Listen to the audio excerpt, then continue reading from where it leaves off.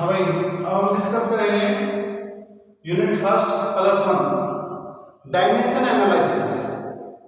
तो डायमेंशन क्या होती है या डायमेंशनल फार्मूला क्या होता है? डायमेंशन का मतलब होता है कोई भी फिजिकल क्वांटिटी होती है, ठीक है, या फिजिकल फार्मूला होता है, तो उसकी जो पावर होती है या एक्सपोनेंट होता है उसका, उसे हम क्या कहते हैं?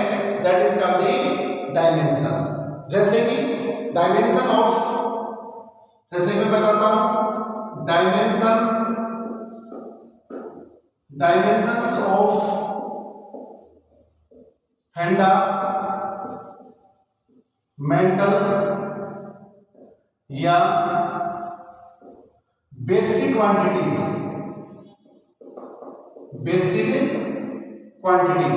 इसकी डायमेंशन बतानी है। बेसिक क्वांटिटीज होती है, बेसिक बोल दो या फंडामेंटल क्वांटिटीज बोल दो। तो पहले मैंने आपको बता दिया है, अब फिर फंडामेंटल फिजिकल क्वांटिटी किसे कहते हैं, यानी फिजिकल क्वांटिटी किसे कहते हैं?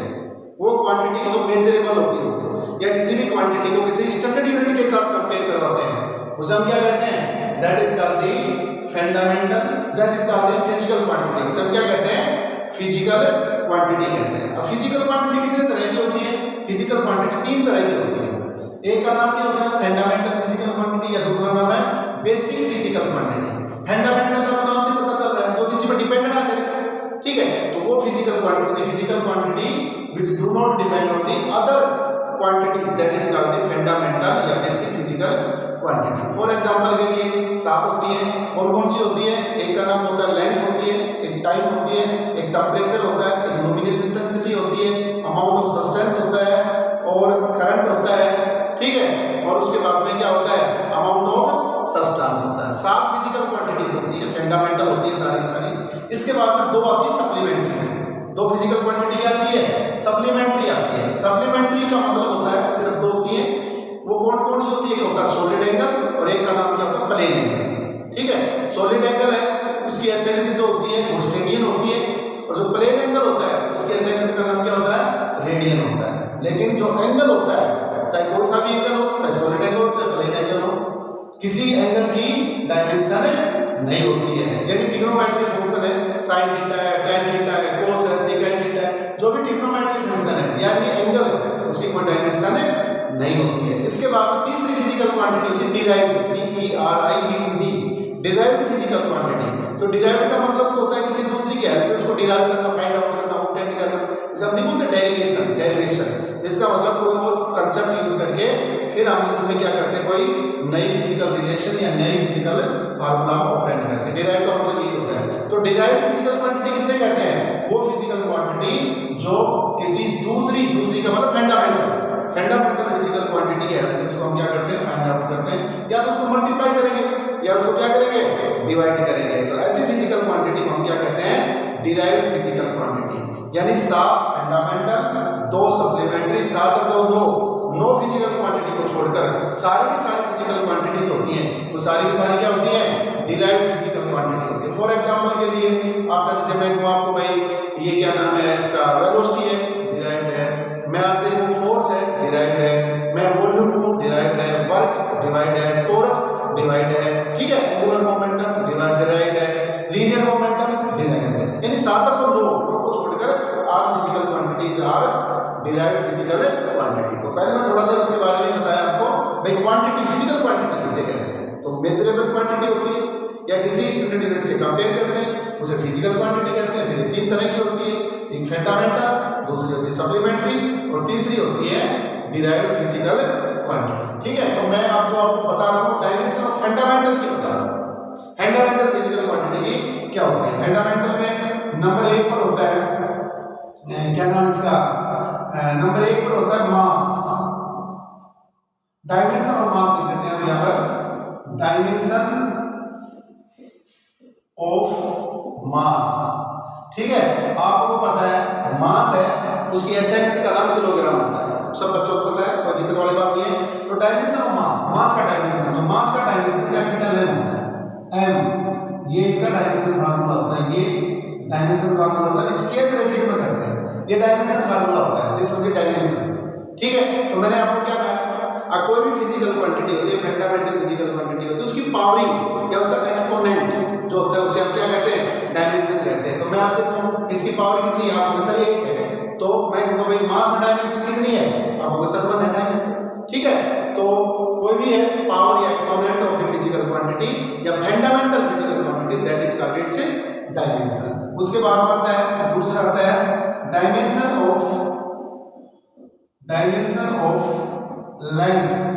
लेंथ की डायमेंशन क्या होती है भाई, लेंथ की डायमेंशन कैपिटल एल होती है। लेंथ कैपिटल अक्षर लेते हैं, ध्यान रखना, कैपिटल एम कैपिटल एल, और किसमें इसको इनक्लोज करते हैं, स्क्वायर ब्रैकेट के अंदर इसको क्या करते हैं हम एनक्लोज करते हैं, ठीक है।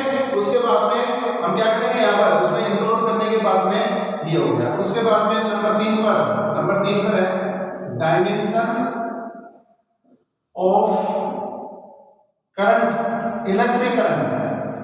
जो इलेक्ट्रिक करंट होता है उसकी डायमेंशन क्या होती है, तो इलेक्ट्रिक करंट की जो डायमेंशन होती है वो एम्पियर होती है। एम्पियर क्या होती है, एम्पियर है वो इसकी एसआई यूनिट होती है, तो ये एम्पियर कैपिटल है इसके रिलेटेड में। उसके बाद चौथे पर आता है डायमेंशन ऑफ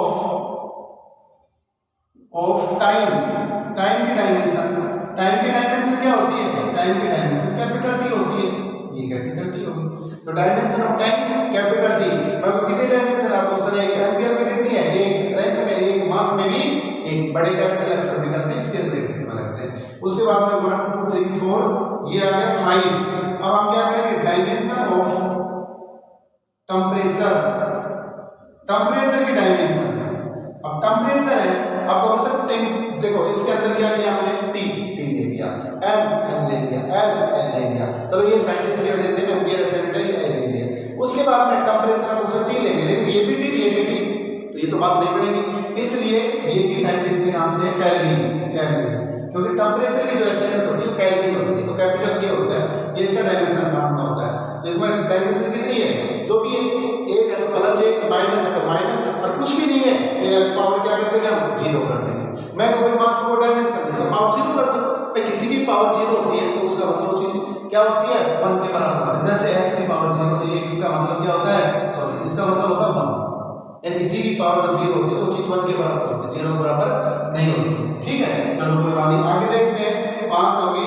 उसके बाद में 6 लुमिनियस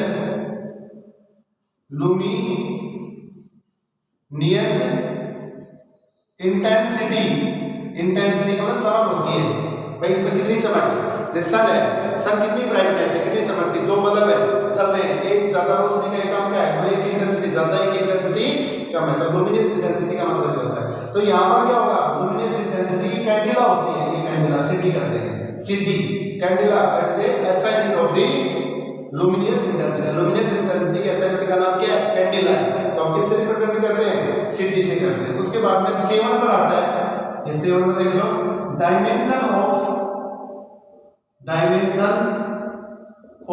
किसकी dimension, dimension of amount of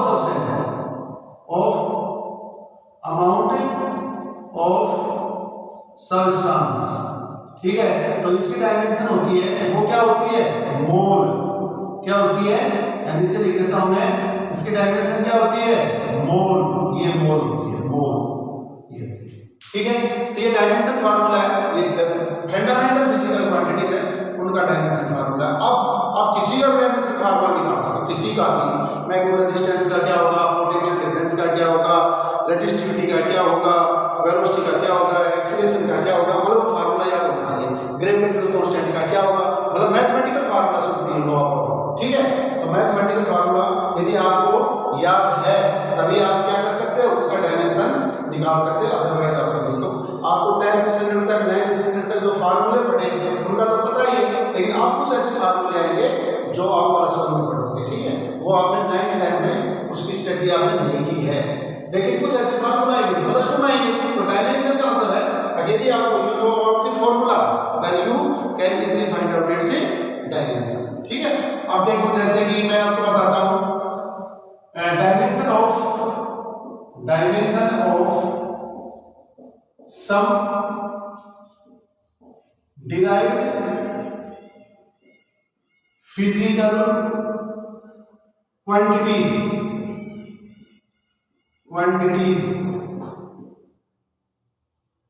is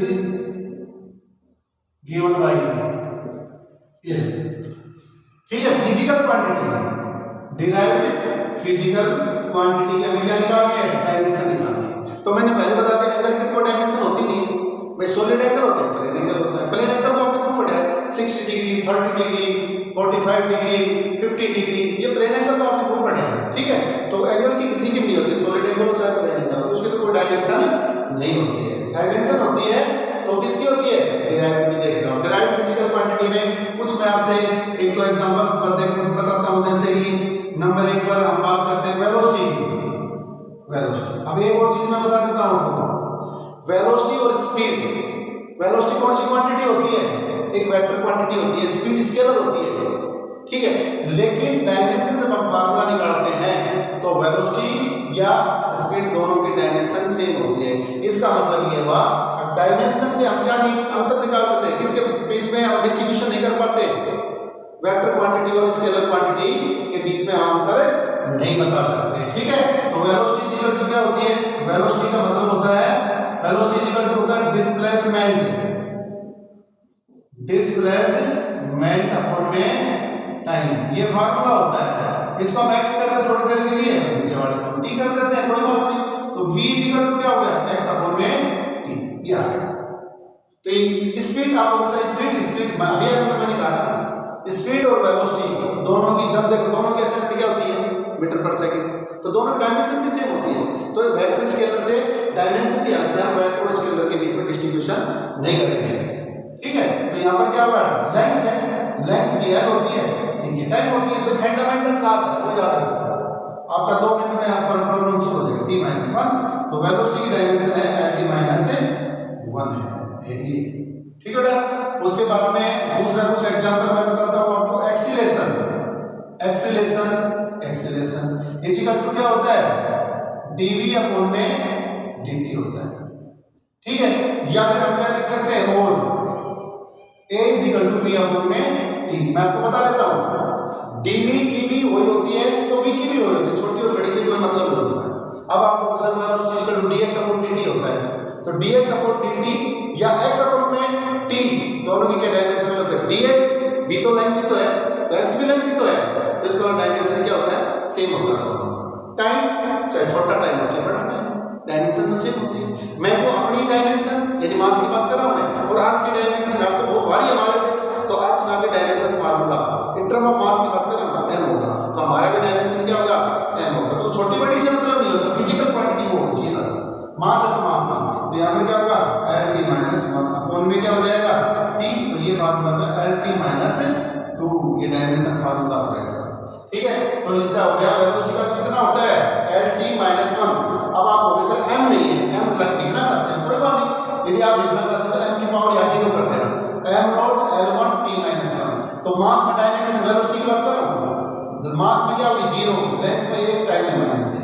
इसी तरह से लेंथ में कितनी है, लेंथ में है 1 और टाइम में कितनी है -2, और मास में है नहीं मास, तो उसमें आप m नॉट लिख सकते हो, नो प्रॉब्लम, ठीक है। तो जो चीज नहीं होती इसके अंदर उसको भी हम लिख सकते हैं, लेकिन उसकी पावर हमें क्या करनी पड़ेगी, 0 करनी पड़ेगी। तो आप कर भी सकते हैं और नहीं भी कर सकते।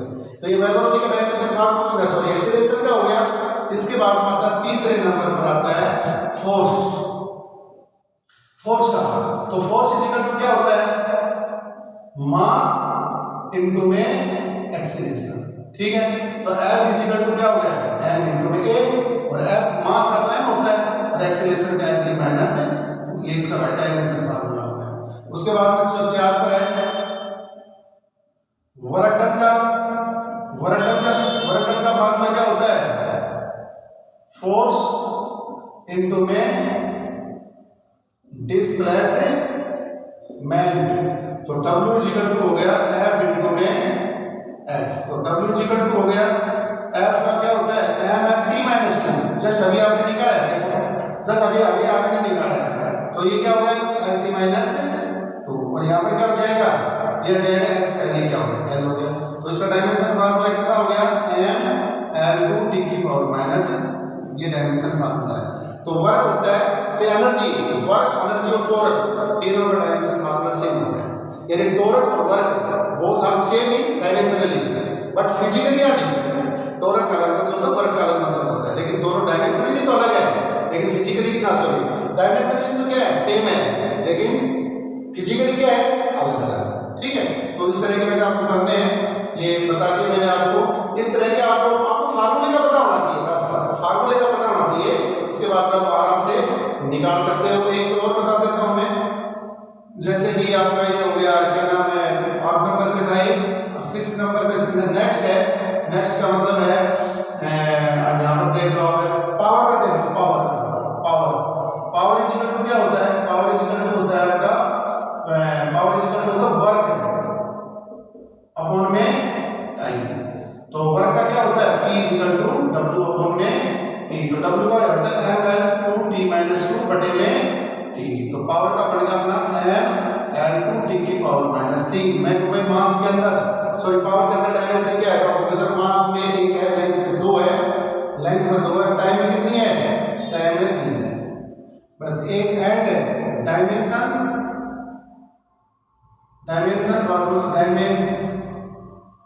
डायमेंशन ऑफ किसी डायमेंशन ऑफ प्रेशर